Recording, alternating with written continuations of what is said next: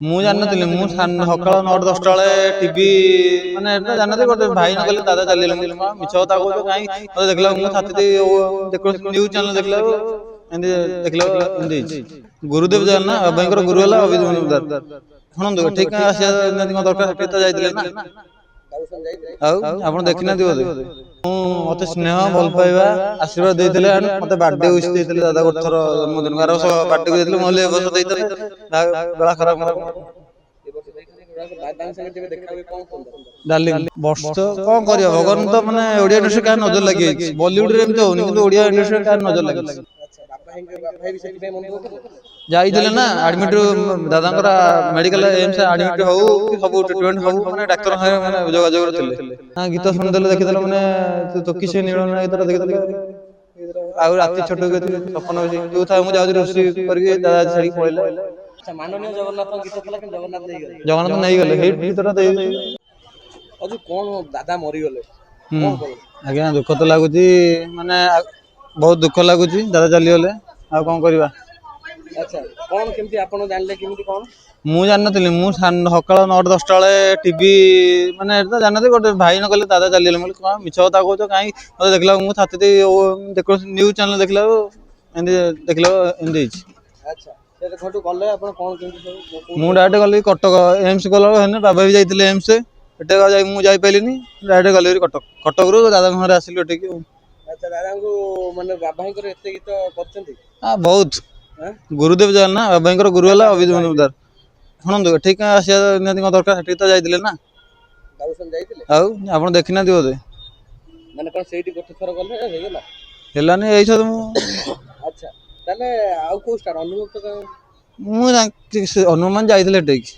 ଆଚ୍ଛା ମାନେ ଷ୍ଟାର ଶୁଣନ୍ତୁ ଏଠି ଆପଣ ଗୋଟେ କାମରେ ଆସିକି ଅଲଗା ଗାଡି ପଶୁଛନ୍ତି ଦୁଃଖ ଟାଇମ ଅଲଗା। ସେଇ ଦୁଃଖଟାକୁ ଆମେ ଜାଣିବା ପାଇଁ ଚାହୁଁଛୁ ଅଜୁଙ୍କ ପାଖରେ କୋଉ ଜିନିଷଟା ଅଭିଜିତ ଦାଦା ଦେଇଥିଲେ ଯୋଉଟା ଅଜୁ ଦୁଃଖିତ। ମୁଁ ମତେ ସ୍ନେହ ଭଲ ପାଇବା ଆଶୀର୍ବାଦ ଦେଇଥିଲେ ମତେ ବାର୍ଥଡେ ୱିଶ ଦେଇଥିଲେ ଦାଦା ଗୋଟେ ଥର ଜନ୍ମଦିନକୁ। ଆର ବର୍ଷ ବାର୍ଥଡେ ଦେଇଥିଲେ ମୁଁ କହିଲି ଏ ବର୍ଷ ଦେଇଥାନ୍ତେ ବେଳା ଖରାପ ମୋର। ଏ ବର୍ଷ ଦେଇଥାନ୍ତେ ଦାଦାଙ୍କ ସାଙ୍ଗେ ଯେବେ ଦେଖା ହୁଏ କଣ କୁହନ୍ତି? ଡାର୍ଲିଂ ସବୁଦିନ ମୁଁ ଯେତେବେଳେ ଦାଦାଙ୍କ ସାଙ୍ଗେ ମାନେ ବର୍ଷକୁ ସବୁଦିନ ତ ମାନେ ଦିନେ ଛାଡି କଥା ହଉ। ଦାଦା ଗୀତ ଧଇଲା ଏମିତି ଟ୍ରେନ ପୁରୁଣା ଗୀତ ଧଇଲା ଆମର କୋକି ସେ ନୀଳ ନୟନା ହଉ କି ଯିଏ ମୋ ସପନ ସେ ସବୁ ଗୁଡା ଗୀତ ଲଭ ଷ୍ଟେସନ ଗୀତ ହଉ ଟାଟୁ ବାଲି ହଉ କଞ୍ଚା ହଳଦୀ ଗୀତ ହଉ ଲାଷ୍ଟ ଗୀତ ଦାଦା ଦେଇକି ଗଲେ ପାଉଜି ପିଲେଇ ଦେ ଦାଦା ଆଉ ସେଇଟା ଗାଇବେ ଯିବ ତ। ଶୁଣନ୍ତୁ ଏଇଟା ଗାଇବାର ସମୟ ନୁହେଁ। ଆଚ୍ଛା ଦାଦାଙ୍କୁ ଯେତେବେଳେ ଆପଣ ଦେଖିଲେ ଦୁଃଖଦ ପରିସ୍ଥିତିରେ କାନ୍ଦିଲେ? ଆଖିରୁ ଲୁହ ମାନେ ନିଜକୁ ମାନେ କରିବା କଥା ମୁଁ ଠାକୁରଙ୍କୁ ଡାକୁଛି ଦାଦା ଯୋଉଠି ଅଛନ୍ତି ଭଲରେ ଥାନ୍ତୁ ଆମକୁ ଅନ୍ୟ ରୂପରେ ଆସନ୍ତୁ। ଆଚ୍ଛା ଯୋଉ ଅଭିନୟ ବର୍ତ୍ତମାନ ଯେମିତି ହ୍ୟୁମାନ ଗଲେ ଦାଦା ଗଲେ କଣ ଏହାର କାରଣ? ବର୍ଷ କଣ କରିବା ଭଗବାନ ତ ମାନେ ଓଡିଆ ଇଣ୍ଡଷ୍ଟ୍ରି କାହାର ନଜର ଲାଗିଯାଇଛି। ବଲିଉଡ ରେ ଏମିତି ହଉନି କିନ୍ତୁ ଓଡିଆ ଇଣ୍ଡଷ୍ଟ୍ରି କାହାର ନଜର ଲାଗିଛି। ଆଚ୍ଛା ଦାଦା ମେଡିକାଲରେ ଥିଲାବେଳେ ଆପଣ ଯାଉଥିଲେ? ମୁଁ ଯାଇଥିଲି ନା 3-4 ଥର ଯାଇଛି। ଦାଦା ପାଖକୁ ଦାଦା କଥା କହୁନଥିଲେ କଣ ଜାଣିଦେବେ। ଆଚ୍ଛା କଥା କୁହନ୍ତିନି ନା ସେମିତି ସେମିତି ଲାଷ୍ଟ ଟାଇମ ଦାଦାଙ୍କ ସାଙ୍ଗରେ କେବେ କଥା ହେଇଥିଲେ?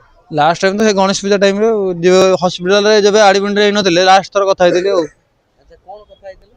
ମୁଁ ଦାଦା ଯାଇଥାନ୍ତି ଦେଖା କରିବାକୁ ସେ କହିଲା ହଉ ଦେଖାହବା ଭୁବନେଶ୍ୱର ଉତ୍ତର ଆଡେ ଗୋଟେ ପ୍ରୋଗ୍ରାମ ଥିଲା ସେଠି ଯାଇ ଦେଖାହବା ଗଲା ସେଦିନ ଆସିଲେନି ଲାଷ୍ଟ ମେଡିକାଲରେ ଥିଲେ ଦିନଠୁ। ମେଡିକାଲରେ ଥିଲେ ଯେବେ କୋଉ ଜିନିଷଟା ଆପଣଙ୍କୁ ଅଧିକ ସବୁକୁ ଦେଖିଲେ କଷ୍ଟ ଲାଗେ? ଲୋକର ହସ ହସ ମୁହଁ ବ୍ୟବହାର ସେତିକି ଦରକାର। ଓଡିଆ ଇଣ୍ଡଷ୍ଟ୍ରି ବାକ୍ସା କହିଲେ ମ୍ୟୁଜିକ ବାକ୍ସା କହିଲେ ଅଭିଜିତ ମଜୁମଦାରକୁ ବୁଝାଏ। ଅଭିଜିତ ମଜୁମଦାର ଆଜି ଯେତେବେଳେ ଅଭିଜିତ ଦାଦାଙ୍କୁ ଦେଖିଲେ ସବୁକୁ ଚିହ୍ନି ହଉନି ବାଘ ଭଳି ମଣିଷ। କଣ କରିବା ଭଗବାନ ତ ଡାକ ଶୁଣିଲେନି କଣ କରିବୁ ଆଉ। ଆପଣ ଭଗବାନ ଡାକିଥିଲେ? ସେଇଟା ମନ ଭିତରେ ଥିଲେ ପଚାରିବେ। ହଉ ସେଟା ଆପଣ ଅଭିଜିତ ଦାଦାଙ୍କ ସାଙ୍ଗେ ପ୍ରଥମ ଦେଖା କୋଉଠି ହେଇଥିଲା? ଲଭ ଷ୍ଟେସନ ଲଭ ପାଇଁ କୁଛ ବି କରେଗା ବାବୁ ଭାଇଙ୍କର ଯେତେକ ଫିଲ୍ମ ସେଥିରେ ସେ ସବୁ ମୁଭିରେ ଆପଣ ଯାଆନ୍ତି ଅଭିଜିତ ଦାଦାଙ୍କୁ ଦେଖା ଆଉ କରିବାକୁ? ଯାହାହେଲେ ଗୁରୁ ଶିଷ୍ୟ ଥିଲେ ହିଟ୍ ଗୀତ ଯିଏ ଯାକ ମୋଠ ହଉ ଦାଦା ବହୁତ ଗୀତ ଦେଇଛନ୍ତି ଦାଦା ବାବୁ ଭାଇଙ୍କ ପାଇଁ। ଆଚ୍ଛା ବାବା ଭାଇ ବି ସେଥିପାଇଁ ମନ ଦୁଃଖ କଲେ? ଯାଇଥିଲେ ନା ଆଡମିଟ ଦାଦାଙ୍କର ମେଡିକାଲ ଏମ୍ସ ଆଡମିଟ ହଉ କି ସବୁ ଟ୍ରିଟମେଣ୍ଟ ହଉ ମାନେ ଡାକ୍ତର ସାଙ୍ଗେ ମାନେ ଯୋଗାଯୋଗରେ ଥିଲେ। ଆଚ୍ଛା ସେତେବେଳେ ତୁମେ ଯାଇଥିଲ? ହଁ ଯାଇଥିଲି ନା ବାବାଙ୍କ ସାଙ୍ଗେ ଯାଇଥିଲ? ବାବା ଯାଇଥିଲେ ଆଗ ମୁଁ ତାପରେ ପରେ ଗଲି। ବାବାଙ୍କ ଏ ବିଷୟରେ କହିଥିଲ ଯେ ନାଇଁ ଦାଦାଙ୍କ ଦେହ ଖରାପ ଅଛି? ସେଇଟା ଦାଦା ଭାଇ ଜାଣିନଥିଲେ ଭାଇ ଜାଣିଛନ୍ତି। ଫ୍ୟାନ ମାନଙ୍କୁ ଖାଲି କଣ କହିବେ ସେତିକି ଖାଲି କହିଦିଅନ୍ତୁ। ଦାଦା ଫ୍ୟାନ ମାନଙ୍କୁ କହିବି ଦାଦା ଆମର ଯୋଉଠି ଅଛନ୍ତି ଭଲ ଅଛନ୍ତି ଥାଆନ୍ତୁ ଠାକୁରଙ୍କୁ ଡାକୁଛି ମଣିଷ ରୂପରେ ଆଉ ଗୋଟେ ଆସନ୍ତୁ। କୋଉ କଥାଟା ଅଧିକ ଦୁଃଖ ଦଉଛି?